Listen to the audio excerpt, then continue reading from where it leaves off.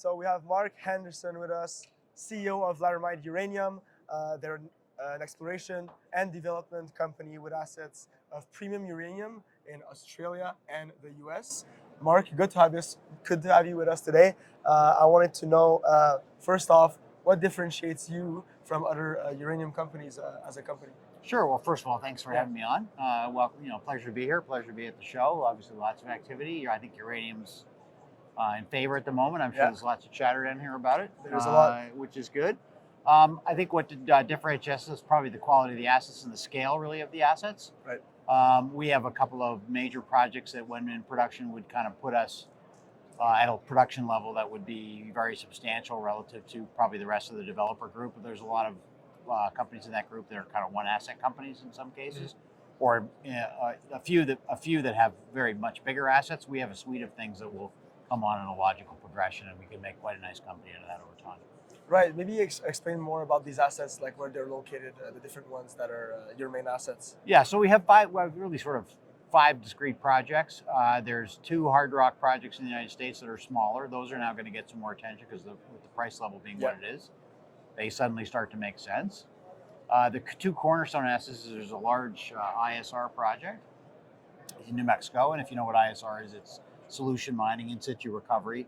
It's how the most uranium in the world gets mined by Kazakhstan, which is a leading producer of uranium. All of their operations are ISR. So we have an equivalent thing to what they have and what some of our developer peers have in the United States. But we have quite a nice one and a very large one, 50 million pound resource. We've done an economic study on it now, and that's in the final stages of permitting, and will be our first project probably that would go into production. The other asset is Cornerstones. The company is a big project in Australia, more typical. You think about a mine, open pit deposit, previously owned by Rio Tinto. Right.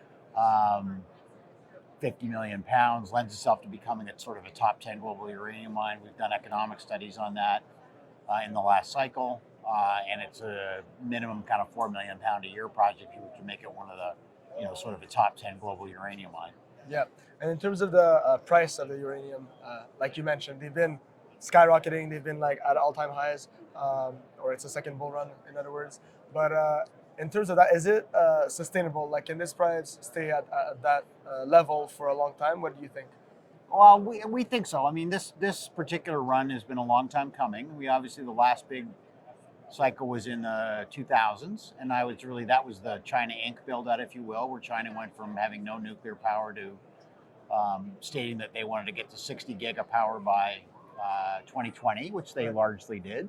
And the build out of these things takes a long time from the conceptual stage of deciding you want to be a nuclear nation state, have nuclear power, to the time you get your first plant going, to the time you built your whole fleet. That's a long period of time. The Americans did a similar thing in the 1970s, and that was the last big cycle before that. So what you have now is you have all of those, because these plants, when they come on, for the most part, are 60-year life plants.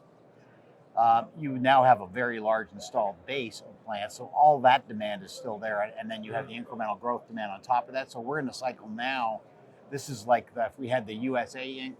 cycle, we had the China Inc. cycle. We now have the global nuclear's having a moment. We need to talk about how we're going to make power in this world for the next 30 or 50 years, particularly clean power, emissions-free power. And so nuclear, again, is now having a moment because it's a technology that meets all those criteria.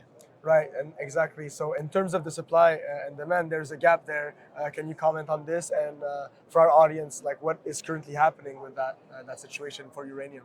Well, so I think because we had this big supply-demand imbalance that took a while to develop, because post-Fukushima, nothing got done, no new projects came online. Some of the nuclear nation states that were committed to it previously, like Japan, they decided they had to really do a re-examination whether they wanted to do that or not. They've sort of come out and said, yes, we're doing it. I mean, if you see Sweden, which used to be a sort of an anti-nuclear country and very green, they've recently said, no, we got to have it. We're actually going to build more plants. So we now have this big imbalance, and it's going to take quite a while to address. And so I think we're kind of in for a long elevated period of considerably higher prices. I mean, I think we're there to some extent already. The spot price went to $100. The term price is $75, and the term price is really where business is done between producers and utilities for the most part. But we're going to be in a big elevated trading range for a while, and I think companies like ours you know, that have the projects that are known. I mean, that's the first cabs off the rank, if you will. Yeah. And I think all of those projects that really from the last cycle that are known, and by the way, these are all the ones in the companies that are all in the thematic ETFs, of which there's 4 of these ETFs. You know, we're in all of them. Right, there is. There's a lot of market cap in those ETFs. That's really your suite of projects that's going to get developed first here. Yeah. And, you know, we're in that group, and I think the price is going to stay sufficiently high that really all of that stuff is going to come on stream, and it needs to come on stream. Yeah. So you did just talk about ETFs. In terms of utilities funds, though, have they started buying uranium? Do you know about that? Well, they're not utility funds per se. They're thematic investor ETFs focused on nuclear power and Right. uranium. They're all there's 4 of them. The 4 biggest, or the 4 that are known that I know about, you know, they're quite substantial now. The 2 biggest ones have $3 billion and $2 billion respectively in terms of assets under management, and you have some other dedicated investment funds as well, and that group of players is obviously getting more money all the time as people get interested in the space. And nuclear has benefits from the fact that it has its own little unique thematic, which is obviously nuclear power, but it's also it's part of the bigger thematic, which is energy. Yeah. Yeah. And so as people get focused on energy, what's our energy policy everywhere, you know, it's always in the conversation about that because you got to make baseload power somehow. Yeah. And going back to your project or to your company, Laramide, how far are you from production? Like, what stands between your company and actually being a producer? What are the steps that are needed to get to that point? The U.S. The Cornerstone U.S. project needs 1 state permit. We're working on that now. We still think that's 12 or 18 months out at least to get to the point where we get that permit at the earliest. Right. And then it's a construction period relatively short because of the nature of the project. And the Australian project needs government buy-in first, then permits, then build. Right. So it's probably more a late 2020s kind of thing for startup. Right. But as I said, very substantial and very much attractive to the utilities. 100%. Yeah. And for 2024, the year to come, what are the important milestones that you're going to come across or that investors need to look out for? Well, the U.S. is really all about permitting for the next little while. And the Australian project is really a more about reinvigorating the project, re-showcasing the project. We were back drilling last year. We've got a big drilling program this year. We'd like to add a lot of pounds there if we could. Our focus before was really more on validating what we had before because we bought the project. As I said, it was an ex-Rio Tinto project, and we basically were fortunate enough to get our hands on it, consolidate it. Yeah, This phase is more about making it bigger, making it better. Right.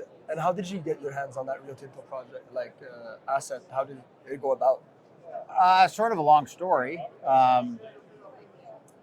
It was kind of dropped in the 1980s because we had these waves when people fell out of love with nuclear or there was too much supply.